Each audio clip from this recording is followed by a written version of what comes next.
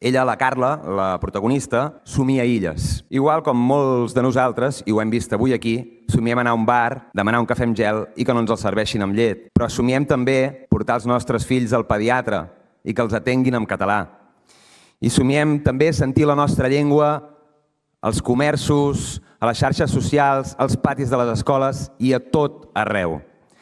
Somiem, esclar, que cada cop siguem més els que, de manera individual, prenguem iniciatives a favor de la llengua, no canviem d'idioma, per exemple.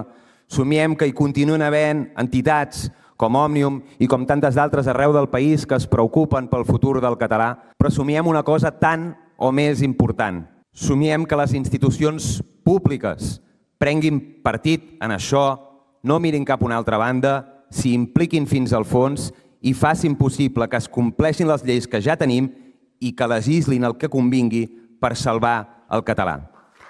A somiar amb una illa, apareixen moltes illes, però n'apareixen algunes que ja han desaparegut i algunes que són camí de fer-ho. Esperem que no passi el mateix amb la nostra llengua perquè hem de tenir molt clar que sense llengua no som res i nosaltres volem ser. Moltes gràcies.